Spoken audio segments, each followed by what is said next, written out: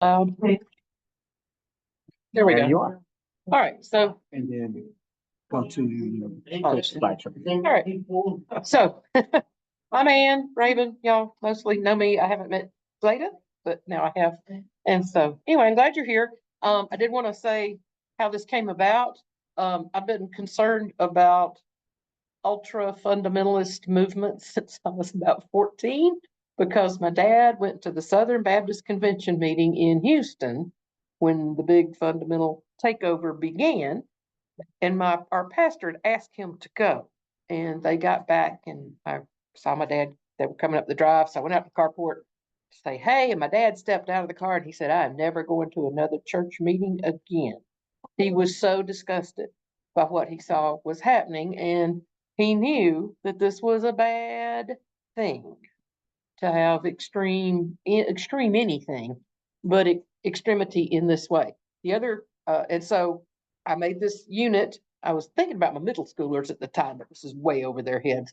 So this has been developed for high school students, adults, college students, and I ran it. I've taught it once at First Baptist, and they helped me tweak and come up. Paul read it, Aline read it. What Jay read to kind of give me some feedback. So anyway, the other thing I want to let you know, even if you'll see a lot of Trump stuff, even if Donald Trump transfigured and went away tomorrow, this would still be here with us today. It is not going away. It has been with us since before World War II. Henry Ford and Charles Lindbergh were big proponents of this kind of movement. So if you didn't know that. And since I teach history, a little of it's going to be like a history class, but not like probably the history class you had in high school. So don't flip out. Yes, I'm better than that. I'm much better than that. Well, you're not going to fall asleep tonight. One, I gave you notes. You have to take notes. So the rise of Christian nationalism. A lot of times you'll see the rise of white Christian nationalism, which it absolutely is, but there are a number of people and groups of color who are all for it, at least until they're persecuted by it. This is one of the scenes from the Capitol on January 6th. They're praying, hands and knees, crosses, flags, Trump flags. It's all mixed together. So it says Trump, only it's flipped because it says Demurt. That's me. And I left off all of the English language arts and social studies standards for you. This is a lot of links, which I'll share this out later, and you can read any and all of these links that you want to read. They're from various media, quite a number of things from the Baptist Joint Committee. And one of my favorites here, I'm confused. Why are Baptists involved in this? I thought Baptists were evangelicals, and evangelicals are strong supporters of Christian nationalism. And this explains, where the Baptist story began with especially Roger Williams, who had served King James the First and knew what happened when the two were combined. And basically the church was the state, Then he came over to Puritan land, and it got even worse. And so that's our Baptist guy who said, this is a terrible way to run a country. And so here we are. Another thing that you need to know about, but we're not going to cover it during these sessions, is the theology behind all of this. Now, the people doing this are probably completely unaware that there's a big theological, religious ideology behind it, but there is. It's called Dominionism, and in September, First Baptist Church is sponsoring a speaker from the North Carolina Council of Churches to come explain what that movement is. But if you want to know something else to worry about, you can click on that when I send this to you. So part one, this is a 4-part series, The Rise of Nations and the Basics of Religious Nationalism. You've got your note page already conveniently divided into 2 columns for you, because that was easier. And in the first column, I want you to list or draw, if you don't like to write. That's what you do with middle schoolers. 3 to 5 characteristics of yourself that you can't change or you don't want to change. And there's some examples: woman, boy, Muslim, husband, doctor, daughter, French, cancer survivor, straight, elderly, cousin, short, agnostic, orphan, musician, amputee, Panamanian, anything that's you. I know you're Panamanian. You're Zonian, actually. You're a Zonian. You're a Zonian. Yes, I actually thought of you when I wrote that down. I'll have fun. So, and it can be things that you can't change or things that you don't want to change it. I mean, you could change the fact that you're a husband, but you might not want to.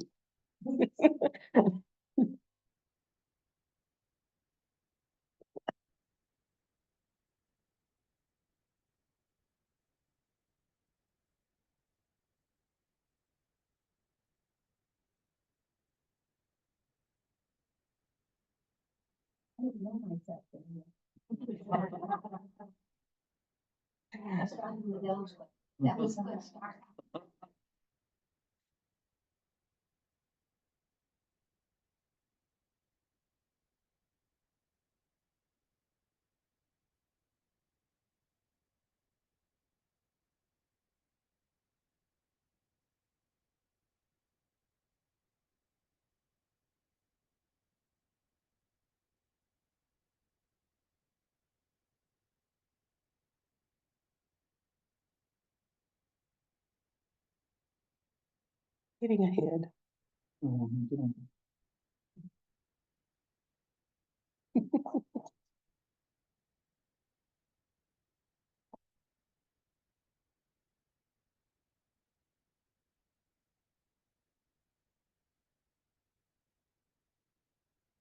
And as soon as you have your list, circle a characteristic. You could circle one, or if you really can't decide, pick two. This is not for grade.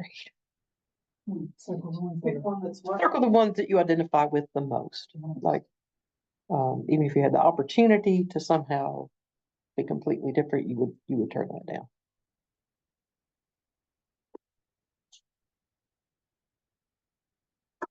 Might be related. It could be related to your job. So I didn't put it down there.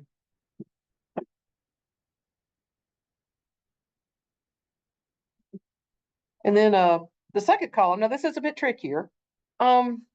List some things that don't describe you. Now, if that's hard to do, look at the opposite of whatever you put. You put woman, put man. You put white, put black. If you put short, put tall, model like. Whatever that is. What are you not?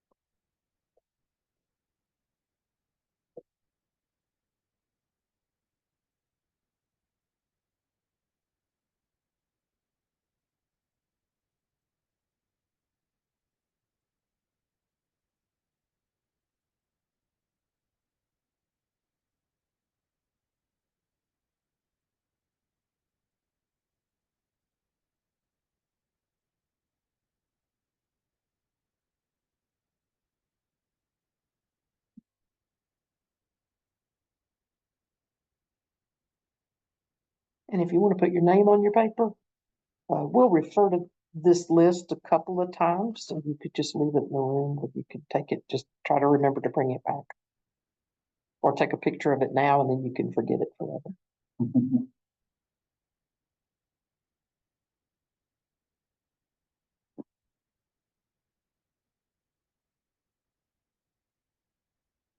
Maybe about another half a minute. And if any more come to mind, you can always add those. It's just to get you thinking. Like I said, I'm not grading it. You're not asking the question, what we are. You're not asking us to tell you what we've done.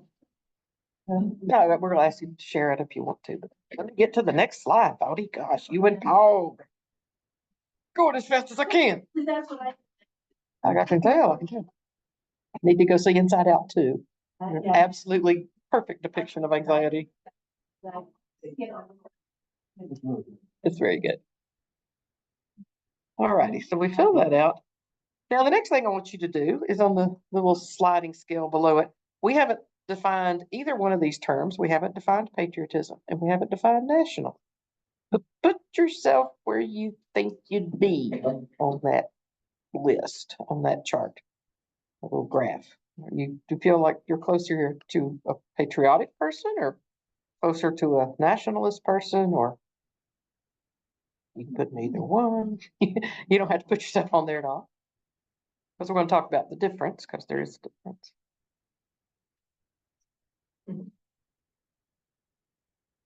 Just put a little X or something. All right, now we get to start talking about the social studies part, the history part. This is for talking. How would you define what a nation is? I mean, we're talking about nationalism, so there's a nation involved somewhere. And how's a nation different than a country? And you cannot Google this or ask AI. This is just out of when you were sleeping in class, buddy.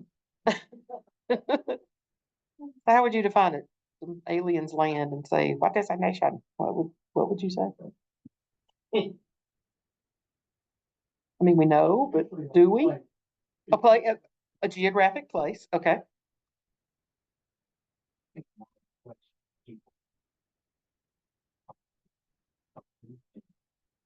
Okay. Common people with common interest.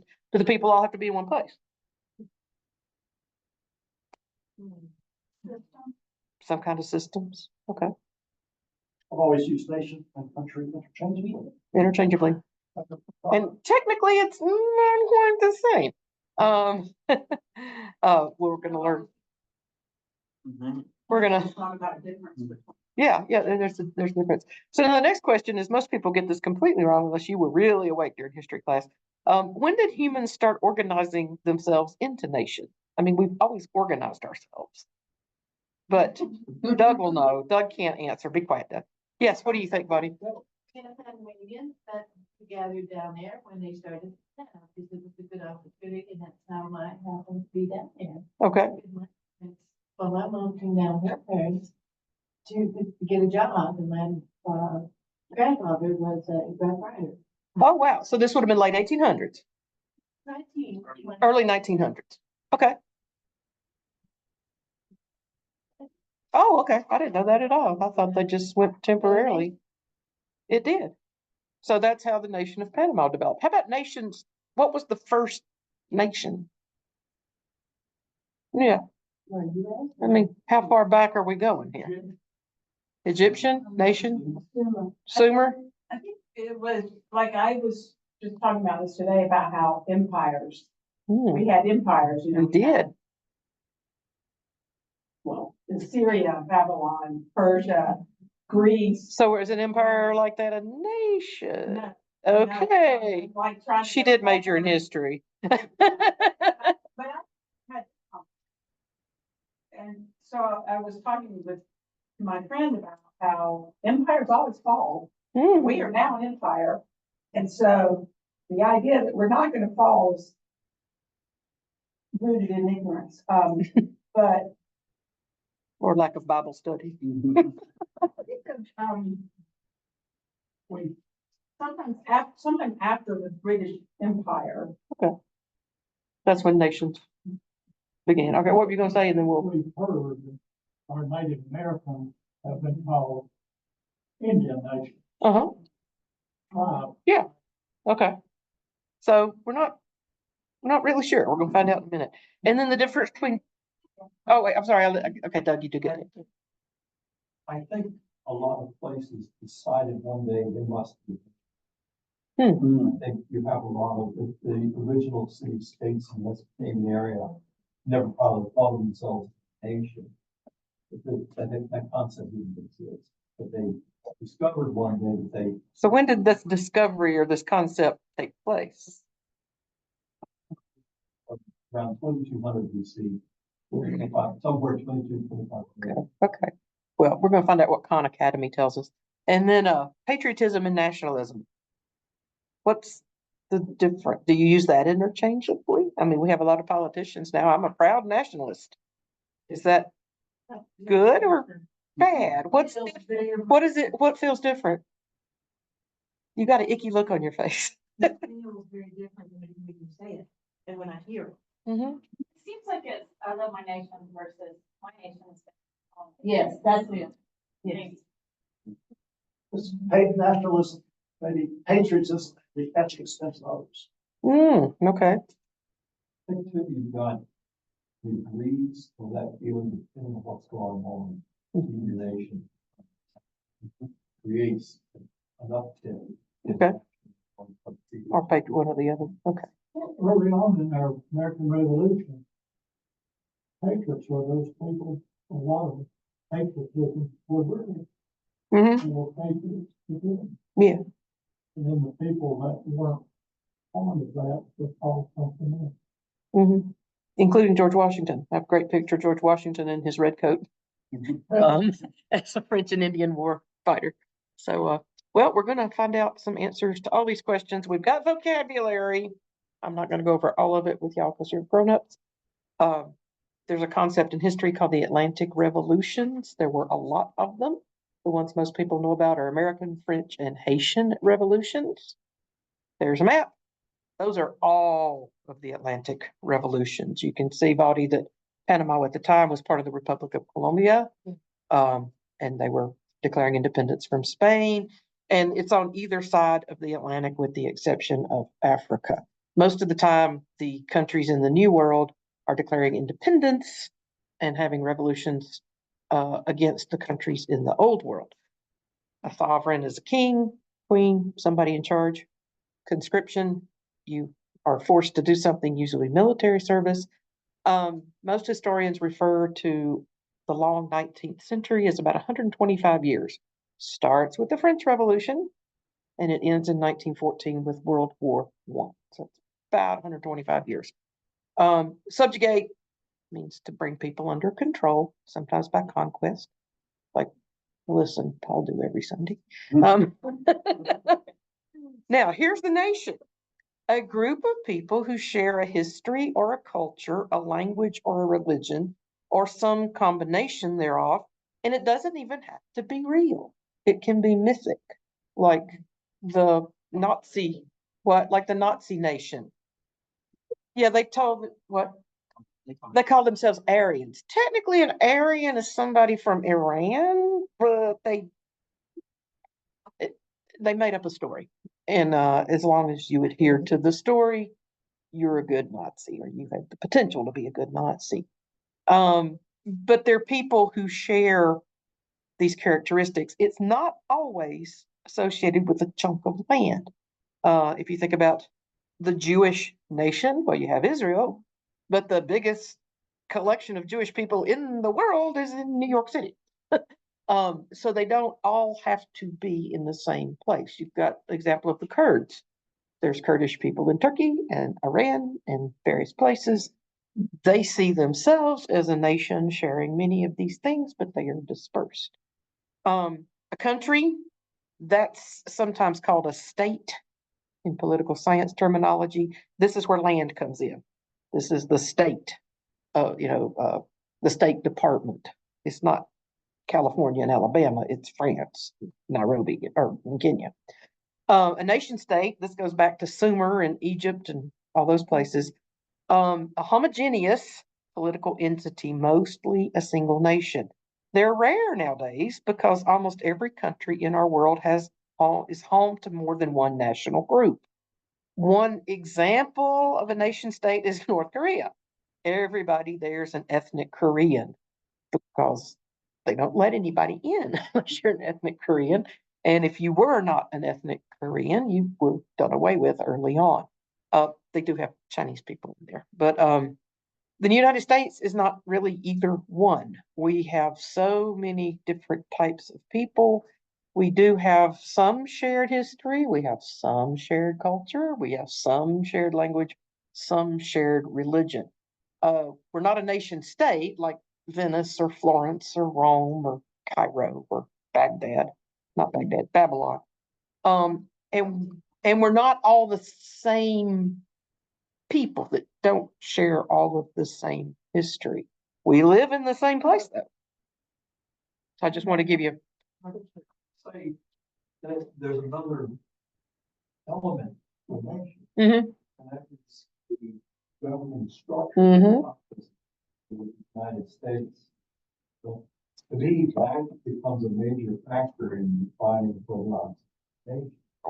I understand exactly what you're saying. Yeah. But we're this sort of a semi-melting pot. So Well, we're sort of a semi 50 entities that decided to come together temporarily. Some decided not to be together.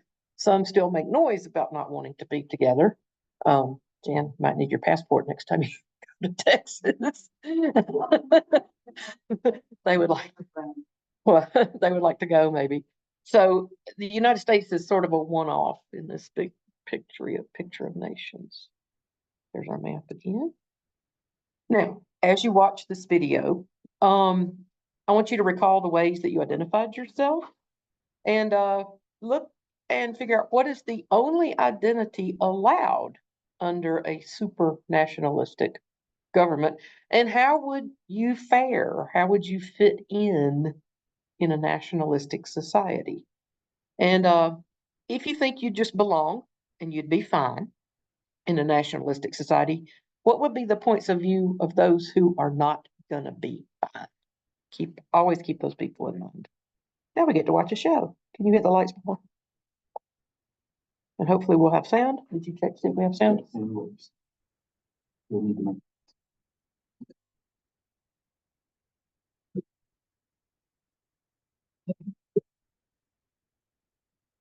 Let's start at the beginning.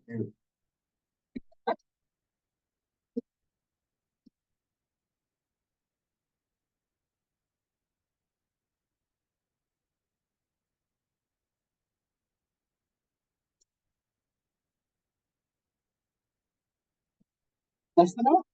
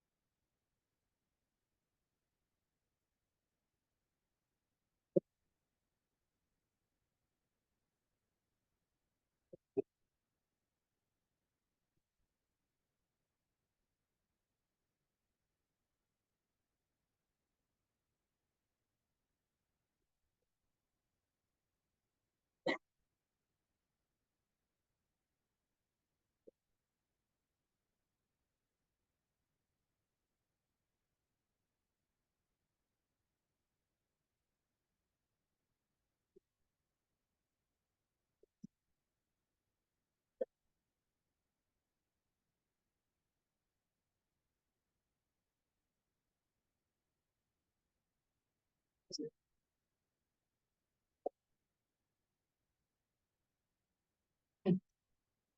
smart.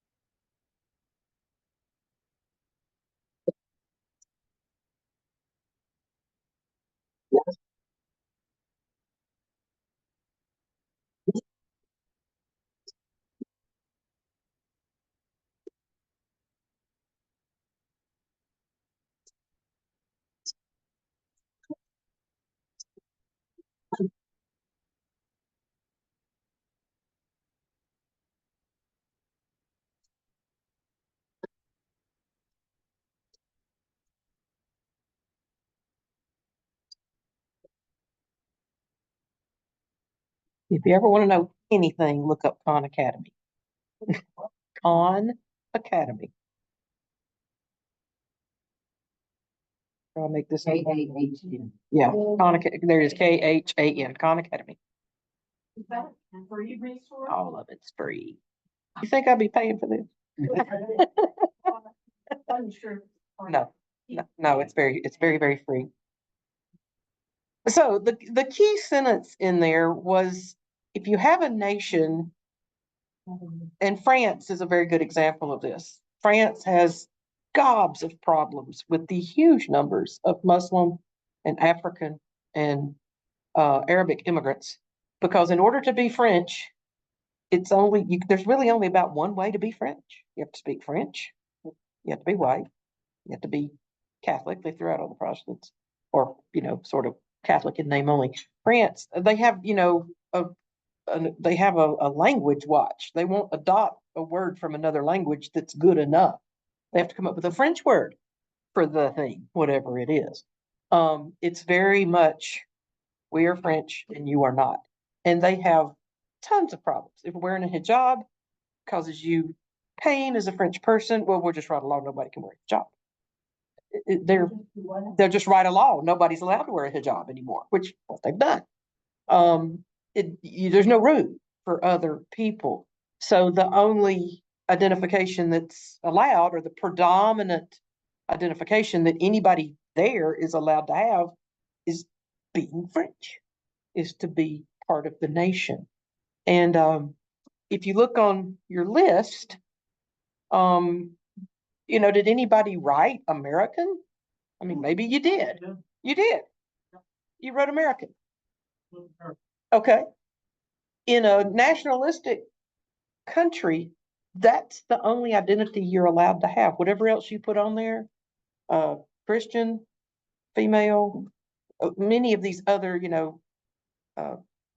Portuguese speaker, these other identities, just really, the further away from the norm that you deviate, the more threatened you will be, the more at risk you are of people who want everybody to be very, very conformist and be American or French or Spanish or Nigerian or whatever in one particular way.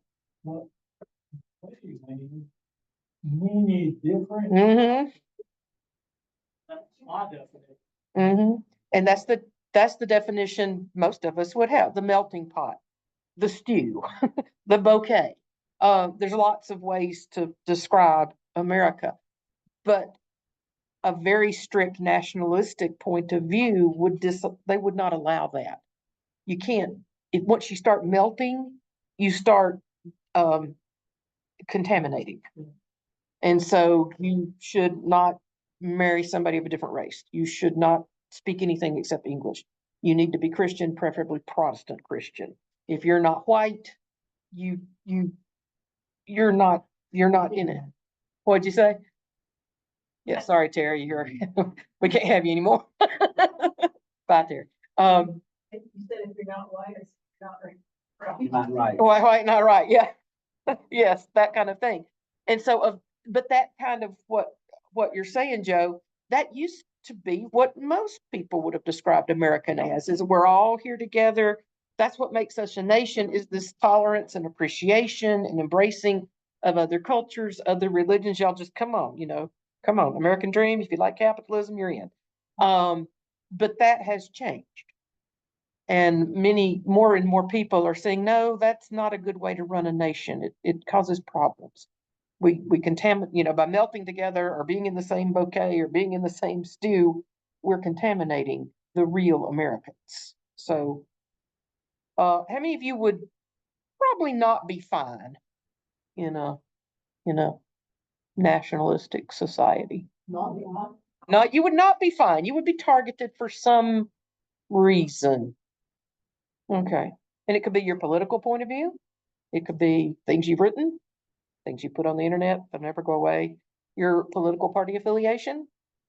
You might not be fine. And if you would be fine, you need to think about people who would not be fine. So that's why I had y'all do that exercise. All right. So what do the goals of nationalism seem to be? The hard kind of nationalism that doesn't want any melting pots, doesn't want any bouquets, doesn't want any stews of various cultures and languages and religions and peoples. What's the goal? You can write it down. You can think. A group that kind of moves all together and there's no variations on. So very conformist. Yes. Conformist. Control. Controlling. I think there's a perception that if I don't take control, somebody else will. I don't know a different group in my nation. I think there's a bit of a fear, some people, that's motivated. And if your view of governance is to take charge and be in control, and especially control people who don't quite fit in, you would be scared if somebody that you don't match is suddenly in charge. I think that's why a lot of people in America freaked out massively when Obama was elected. They said, oh my gosh, we've wanted to keep black people down here all these years, and now there's a black person in charge, and so surely he's going to push us down, because they project their own thoughts as to what other people will do. And so, yeah, I'd be, if my goal in life was to oppress people not like me, and somebody not like me is now in a position of power, yeah, I'm going to be a little worried, if you think like that. Now we get to the part where it's starting to go toward Christian nationalism. How do nationalist movements incorporate religious ideas? I guess I find the narrow down to one. Okay. Does it matter which one? Depends on what place. Where you're at, okay. And I have an extension thing for people who might be teaching this to high schoolers. One of the optional activities is to pick the 5 or 6 basic main religions and say, oh, here's Hindu nationalism at work. Here's Muslim nationalism at work. Here's Buddhist. I thought the Buddhists were peaceful. Here's Buddhist nationalism at work. Here's Catholic nationalism. Here's Protestant nationalism. Here's Jewish nationalism. Here's Muslim. The religion itself doesn't matter. But what does that bring to a nationalist movement if you start incorporating some religious ideas? The same. Well, what's sanctify mean again, Ellie? It makes it sacred. Oh, okay, okay. Makes it a sacred, it is sacred, it is holy to me. God might get mad if you don't. So if you aren't a part of it, then Oh. you're not holy. You're not. And if you're not holy, you're probably contaminating those of us who are. It's much like women ministry. So let's bring out the guillotine and chop some heads. In trouble. It's contaminated. Yes, you're contaminating. You're contaminating all of the testosterone-led churches. I noticed in some of the pictures, there were a couple pictures, it was like a picture of a saint, a knight, like that. Have you ever gone to Europe or read, they have patron saints of all these little countries. Saint so-and-so slayed the dragon here, and so, or the witch or the vampire, whoever they defeated. And so they have these chasing snakes out, yeah. They have these national religious images that are really not very important to Christianity, but maybe St. Patrick might be Maybe not even maybe true. not.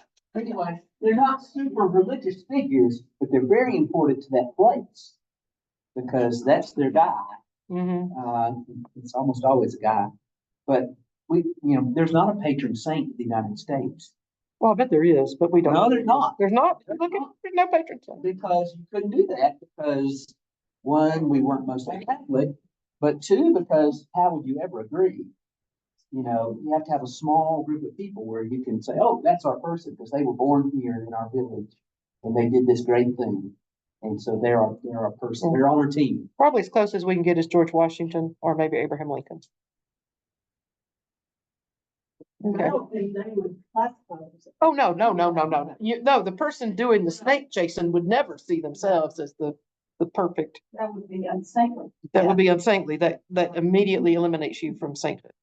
I Okay. think too, though, that one of the things that we've learned, because our daughters both have boyfriends who are from other countries, and the one who's from England he talked about privates. He went to something like a private school, which we're very public school people. And so we're just like, what? And he was like, well, the religion in the public schools, because they have a state religion. And so religious schools are public schools and private schools are separated from religion. And if you're in England, it would be Anglican. That's Anglican, right. what's at the public schools, and that's the church your tax dollars support in England. But that was one of the things that was shocking to me because I never thought about private school, that, or a public school being a Christian school. They were taught Bible in England, which is not the most, Christian, so-called Christian nation in the A world. lot of pubs and former churches in England and Ireland and Scotland. Okay. It's just an interesting thing when you combine those nationalist movements and yeah. And we've sort of covered both. It makes it sacred, it makes it holy. And if you don't like it, then you're on the outs. The football player, Colin Kaepernick, however he says his name.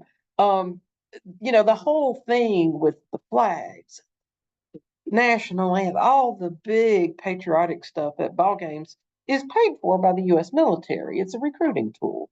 But we all think, oh, that's always how it's been. We're always and so you have the sporting event and everybody's extremely patriotic, but it's sort of a show. It's performative to try to recruit the audiences for sports, a lot of young men, to, feel patriotic at the same time they're getting their adrenaline going up because their team's about to do something. And so they start combining those things. I mean, when you were a kid, you probably never saw anybody doing a Pledge of Allegiance or the national anthem at a sporting event, maybe the Olympics to win. It wasn't a thing. They ran out on the field and they did their thing. That's new. It's a recruiting tool. And we've already discussed what happens to the people or groups who don't belong in this conformist, nationalistic kind of thing. Most of the time, it's not good. I don't think Mhm. that the use of religion, I think, is I used to do propaganda, but it's a way to get people to say, oh, I want to conform to this, because this is something that I believe in. Louisiana said, we're gonna mount that Ten Commandments up there. And people probably don't even know what the Ten Commandments actually contain. And they know, don't kill, and that kind of thing, but the rest of it, they don't know. It's the thing that, like you said. How could you possibly be against the Ten Commandments, Doug? That means you're a pagan. It unites us to get all the way. It also makes us feel really awkward if you speak up and say something like this. Mhm. So you shut your mouth and go on. Mhm. And you go right ahead and teach kindergartners what adultery is. I'd like to see how that's going to work. Any more comments on this part of it? Well, when everything that happens, you may proportion people who sincerely hold just and of course, real religious beliefs. How to do that? You were sincere devotees. We don't want sincere devotees to religion, because if you're devoted to your religion, then you're not devoted to the state. It's Jehovah's Witnesses drive me crazy. I have a lot of Jehovah's Witnesses in both of the schools I've taught at. But one thing, dang it, the reason they don't say the Pledge of Allegiance and the reason they don't vote and the reason they're like the opposite of a history teacher is because they have already pledged allegiance to God. They've already pledged allegiance to God. How could you possibly pledge to a piece of cloth or a country that's temporary? They are temporary. It says in the Bible, nations are temporary. No, they don't. They're apolitical. Like you can't, there's a law. But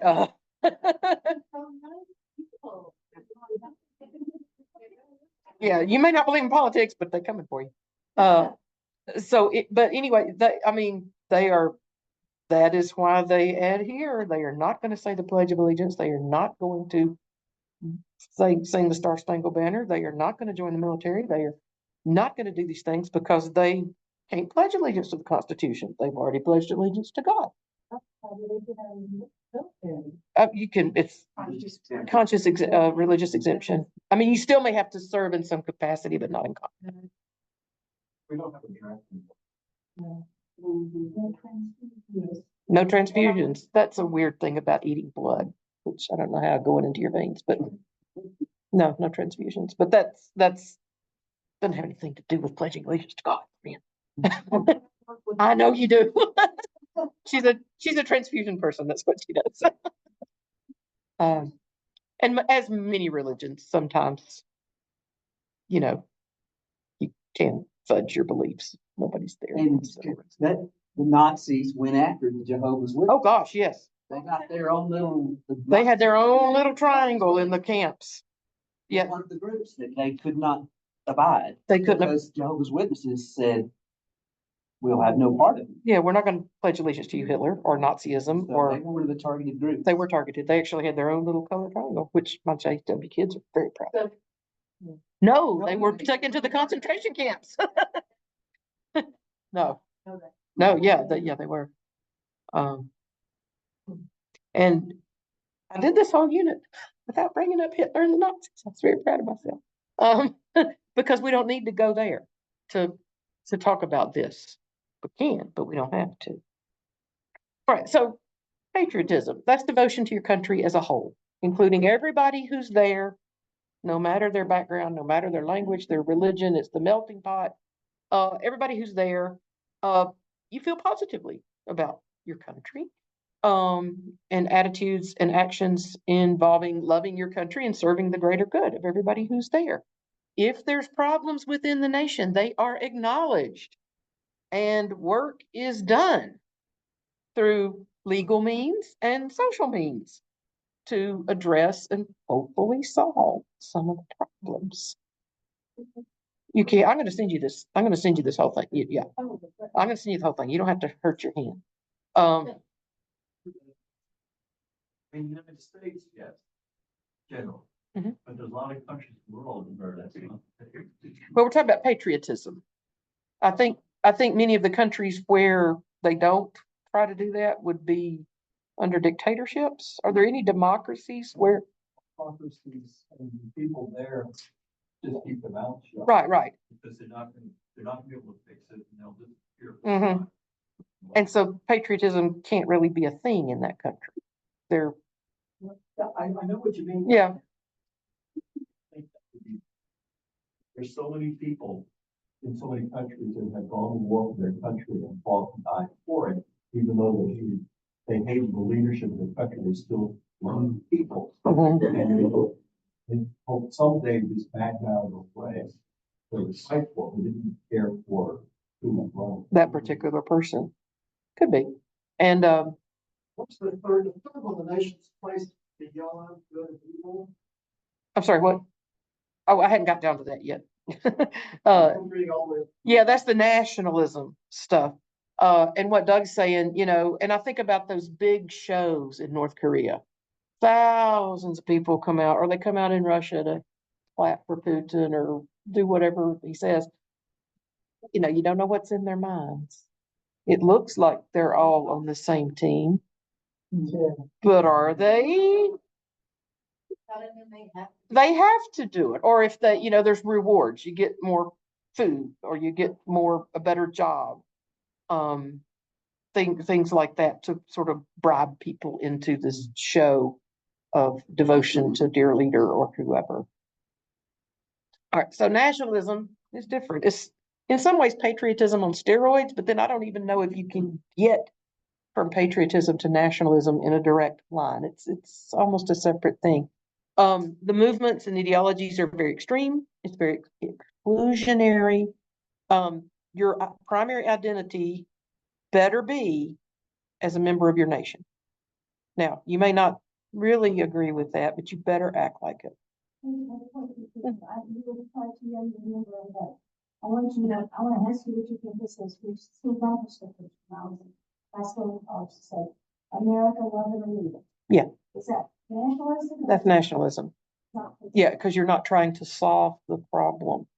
And think about if everybody who had tried to help solve American problems had left instead of, Yeah, that's how we. there wouldn't be anybody here. People putting the bumper stickers what they call. Like, Well- I don't see them anymore, but. Yeah, I still see them. Really? Yeah. Yeah. Yeah. It's, to me, it's become more prevalent because that's the idea. If you don't like the way we are right now, take off. Get out of here. Yeah, if you don't like the way the court or, I don't know, the bail system works, don't try to fix it. Get out. We don't, Or the Ten Commandments on- or anything, yes. Because we're the ones in charge and we've decided if you don't want to conform, then out with you. You don't need to be here anymore. 2 minutes. The nation is beyond good and evil. It's perfect. Whatever it does is How is it beyond good? perfect. It's always good. It's good. It's good. Well, morally though, they would not say they were evil, and there's almost an amorality to it. It's like you're not either good or bad as long as you say you're a good American or a good Italian or a good fascist or a good whatever you are, then whatever you do is okay. That's what makes it good, is if the people approve, then it's okay. Even if it's morally reprehensible, you could be a good person. Even if what you're doing is for the Good of the state. good of the state, even if it's morally reprehensible, it's good. It's good. So that's how. That's how you define good. Yes, always. Yes, always, always. Yeah, it's like Mussolini made the trains run on time. I mean, he had to kill people to do it, but he did it. And so that becomes good. And it is 7:30, and if you have to go, go. Okay. Your only duty is to advance the interest of the nation. If there's a car factory, and we'll go ahead and bring up Germany because y'all already did. If there's a car factory making cars, and Hitler says we need you to make tanks, you darn well better be making tanks. That's even if you can make more money selling cars, or even if people need cars, or whatever. It has to serve the interest of the nation. Lots of people are excluded because, again, a nation is who's in. That's part of the definition. And if you have an in group, you gotta have an out group. And that includes foreigners, immigrants, citizens of a country who aren't believed to belong. If it's a racial ground, a religious ground, sexual identity, gender identity, whatever you want it to be, if you don't conform to this fairly narrow expectation of who's a good American, who's a good Zonian, who's a good Panamanian, you don't belong. Problems within the nation are blamed on those other people. People who are viewed as not belonging are often actively harmed. In World War II, or in Nazi Germany, the Jewish people who were being vilified had fought valiantly and bravely in World War I for Germany. They were veterans. They were veterans. They were good Germans. And then, 20 years later, well, they're the problem. And it didn't matter how many medals you had or whatever. You didn't belong. You were the problem. And that means you don't really have to work on solving your problems. You can focus everybody on getting rid of the problem causers. And the best solution is violence. Yeah, that's quick and easy. I mean, dictatorships are very efficient. Democracies are very inefficient and very messy and very aggravating because we can't get what we want, and it takes so long, and there's all those crazy people in Congress that won't work together and can't seem to get anything done. But do you want that problem? Or do you want the problem of being rounded up? It's in a way because you're on the wrong, or a member of the wrong political party, or you're the wrong sex, or you're the wrong color, or it's not something you can change. The difference between patriotism and nationalism is interesting to me because, I've always loved 4th of July and Mhm. my kids don't. They used to when they lived at home, but they're like, Mom, we just feel differently about 4th of July and I kind of feel like, well, don't be ungrateful, realize that there are good things about this country. And I think the most patriotic I've felt in the last decade was at the funeral of Richard Sales. And, all of the firefighters, and I just was like, man, it is good to be American and not really that I felt, what devotion to the country, including people, I felt good about being a part of this country. And I think that is a good thing to be. I think you can be grateful for the fact that you drove here on a road and didn't have to take horse and buggy. And that the road was semi-paved and, and gasoline was easily available at any gasoline station. It's not that way. Yeah, It's no. not that way in town. Mm-mm, mm-mm. And, and one of the problems in Cuba is that the Cuban flag is everywhere. In the churches, it's everywhere. And so some of the people, when they go, it's, people from the US, like, Are we Christian if we're not Cuban? what is the deal with the Cuban flag in there? And it's a little different. Yeah, It's and more like a resistance. most American churches have a flag, American flag in them. Yeah. Most of them do. But we, Most of them do.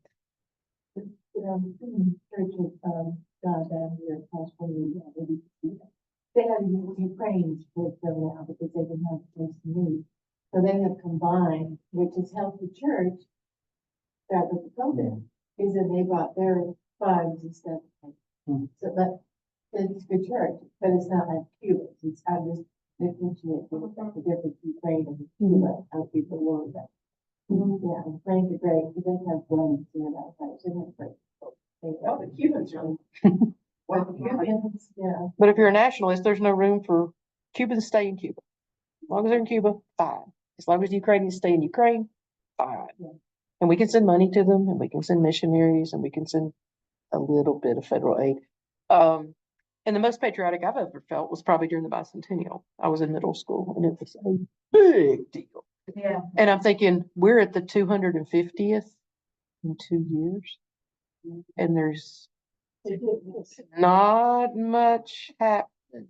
I mean, we had costumes, we had speeches, we dressed up, we had coins, it was just a super, super, super big deal. And we're 2 years away from our 250th, and it's like, anybody planning us fireworks or anything?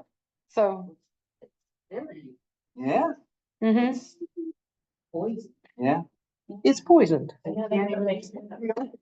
Yes. I used to love displaying the flag and being proud of my country, and now it's a symbol of something else. It is a symbol of something. It's That's been, it's gotten uncomfortable.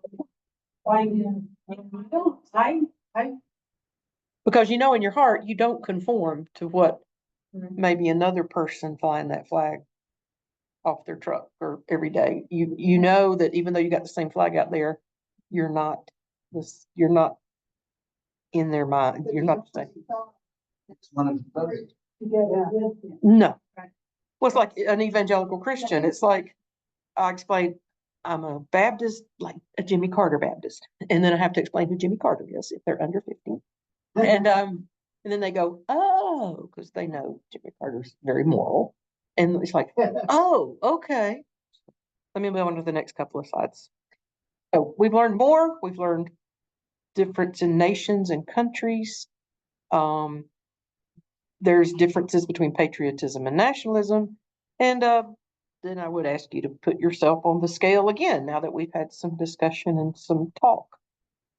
Did you sort of conflate patriotism and nationalism? Did they seem to be the same to you? At the beginning? And again, this is for a wide variety of audiences. But next week, we're gonna talk about Christianity in the United States. You know, why do we have Sundays off? Why does my daughter get Yom Kippur off? She doesn't celebrate Yom Kippur, but she's in New York City, so she gets it off. So, you know, how did Christianity come to be very dominant, even though we don't have an official religion? So that's what we'll do next week. But let's do like the 19th, whatever, you know, we do on internet. Juneteenth, oh yeah. Yeah, that's a. Juneteenth. holiday. Yeah, Juneteenth. Mhm. That's a- But that's not good, but it's good with that, you know, Mhm. which is great. I think that they should be. And if anybody ever says it's a made-up holiday, newsflash, all holidays are made up. All holidays are made up. Somebody had to start it somewhere. One other thing, you said flags and people, that reminded me, we collect flags from the guests that come to our house, international students. And when we go overseas, we always bring back flags. When we went to Germany, we couldn't find a flag. Wow. They don't put up flags. They don't sell flags. Wow.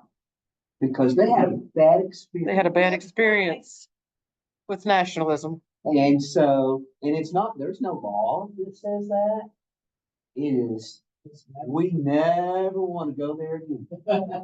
You were gonna say it's because when they got back together, East and West, they couldn't decide. There wasn't that, they've got an official flag and everything, but it is very uncomfortable for most of them. Now, there's a small group now. Yeah, there's plenty of nationalist German. Nazis and that kind of thing, but for the most people, they are just very uncomfortable with flag waving of any kind. And which was very sobering, you know, to think that, you know, they're that nervous about it. It's so interesting because in Germany, there are many different places where you can see evidence of the Holocaust. Oh, yeah, is that, But in the US, there are many, many, many, many more Holocaust memorials and museums than there are slave Mhm. evidence that there were ever slaves here, evidence that there was ever any kind of, Or Native Americans. right, trail of tears, or, evidence. I'm telling you, I was a grown-up with a senior in high school when I learned about the Japanese internment. And I did not believe it. And I was a history major. Twice. You were an adult. I- Your yeah. children were in high school and came and told you.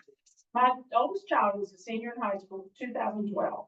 And her friend came in and said, I said, what are you doing for your history? You're for your senior project. And she said, I'm a Japanese internment. And I said, what's that? And she told me, and I said, that didn't happen in this. When it was in World War II, the Japanese were interned in California. They were interned. They were exported to the Japanese. So have you ever heard that before? No, That's, yeah. It's a thing the same thing, right? I don't know what that is. That's the same. Mhm. That's. They were afraid they were spies. They never found any spies. Wait, she's got a very soft voice. Is she saying something really cool? I can't hear her. They were afraid, they were afraid of the spies. Mm-hmm. But the saddest part about it too, was when you look back on it, they were pretty well treated. It wasn't like it was, what German people did to that. They had, you know, reasonable housing, that sort of thing. But that's just the sad part of it. They finished and never got into going. Let her get there. Let her get there. It wasn't a death camp. It was not a death camp. The saddest part of it was those people that owned homes and farms and businesses and stuff. Some, not all, some were sold off, while they were in there, and when they were excused from there and let go, they had nowhere to go. And nothing. And so the despicable thing was that their holdings were not held for them. And that was the biggest crime of the whole century, that they should have been able to keep that property and not be able to, be able to go back.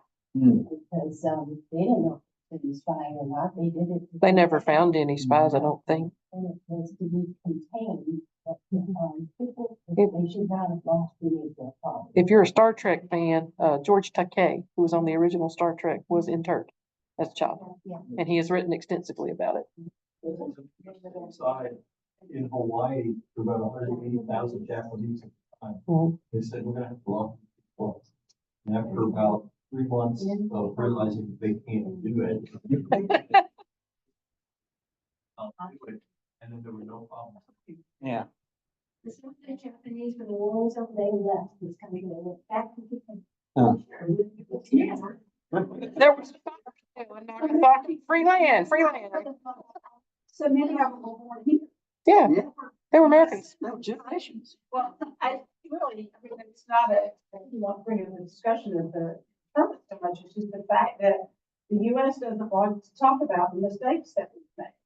We don't teach about the term, we don't teach about the we don't teach about slavery, we don't teach. Well, Miss Raybon's class does.